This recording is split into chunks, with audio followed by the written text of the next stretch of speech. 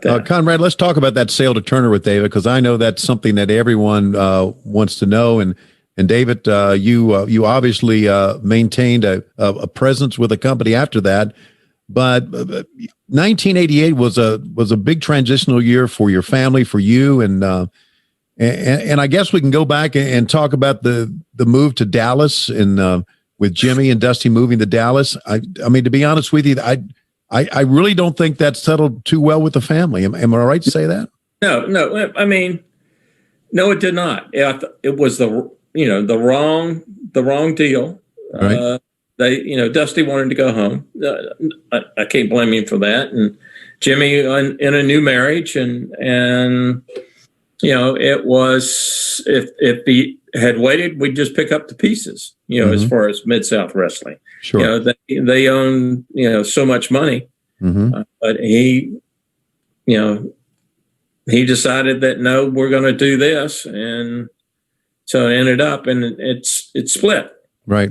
But you just, and the cost also doubled. Right. For everything, and then too, all of a sudden the amounts of money owed to TV stations through Mid-South Wrestling, those started appearing, and it was asked, and we just couldn't keep up. Right. Just couldn't, so, and Turner saw an opportunity, a Jim Barnett again, saw an opportunity to, take this over, and, said, this is it. And I fought the sale. Really? In fact, Rick Flair and Rick didn't want to go. And I said, damn it, I'm going to take it. I'll go Chapter 11. But my mother at the time said, David, you're going to do this. So I did it. Yeah. And we, and I really believe even today, that we could have survived and done well, with Turner, but there again, because, Turner was good. I survived it. Sure. Jimmy and Francis had problems with it. Right. Jackie definitely survived. Yeah. Oh, yeah. You did it. You did well. You're doing well now with AEW. So, yeah. And with a guy named Conrad Thompson too, by the way. Yeah. By the way, does Conrad control AEW? David, we had so much fun. When I look back on it, we laughed a lot. We had, because Dusty and Rick and all those guys did some crazy things, but I don't think, and I guess you never do, I don't think we realized how much of an impact we had on people moving forward. No, I didn't. Because they still talk about us. Yeah. I mean, they do. I see. But we had, like you said, we had fun. I mean, because I was a fan, you sort of kept us, going the right direction. I would go off somewhere, I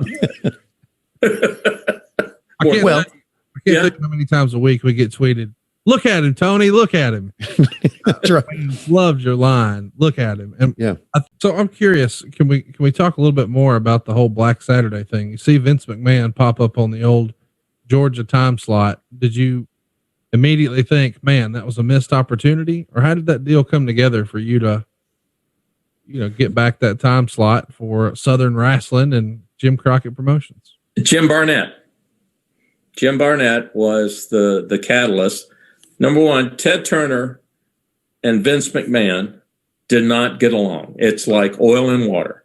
No matter what was happening, it was going to end up in the courts somehow. So Jim Barnett saw this opportunity. He came to Jimmy and said, hey, and he talked to Jerry Hogan, who was the executive vice president. Ted was the president, and Jerry Hogan said, and Jim talking to Jerry said, well, if we do it this way, we'll avoid court, and the Vince and Ted don't have to talk to each other, which they did more than talk, I guess you might say. So, that was the opportunity, and Jim Barnett brokered that deal, and we started, and I those Saturdays, really, that was like a rocket ship for us. I mean, because we instantly were all over the United States. Right. Listen, David, so when your dad passed away in the early 70s. Yes. And so did Jimmy and Johnny take over the reins of the company at that time? Or did Jimmy did. Jimmy did. Okay. Johnny was out of the picture by then. Johnny was on his way out. Okay. All right. Yeah. Tony, So, when did you start boxing? with the company, you got to realize that, my father ran the company out of his shirt pocket. I mean, all the information, all the contacts and everything, it was through Jim Crockett, and handshakes, not written contracts, and Right. TV deals. Think about the Harlem Globetrotters, 72 days a year. He and Abe Saperstein had a handshake, on this is what the deal is. Nothing written on paper. And that was for years and years. And the same thing with buildings, with Mr. Oshus up in Greensboro, Paul Buck in Charlotte. There were so many buildings that all it took is a handshake, and that was through him. So when he passed away, you think about the bank, creditors, and everybody else, they're going, who the hell is this person, Jim Crockett Jr.? Right. Or any of us, and Right. So we had to rebuild our credibility. With the wrestlers, that was a big deal. I mean, if you think about, they're going, there was a jockey in there. You could see certain areas, the Henry Marcuses too, of areas of going, okay, maybe we'll start our own, promotion and cut them out and have our own wrestlers. And so you had to show yourself, quite a lot, and build up communication between us and the wrestlers, and the buildings and the newspapers and banks and everybody else. Sure. So there were political games, David, done obviously in production as well as there was, with the wrestling during that time as well. So yes, yeah. And that is that's one of the big reasons to me that Turner got rid of us.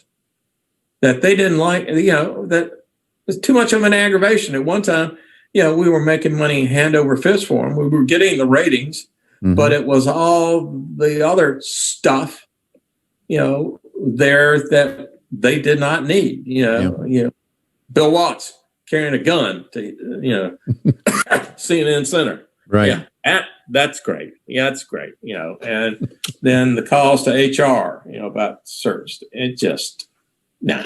Yeah. And I always say, guys, you're going to kill the golden goose. And we finally did. Well, but I'm glad to see that they're back. Yeah. Keith Mitchell, by the way, is doing a great job. And Hey, it's Conrad Thompson. Thanks for checking out the podcast here on YouTube.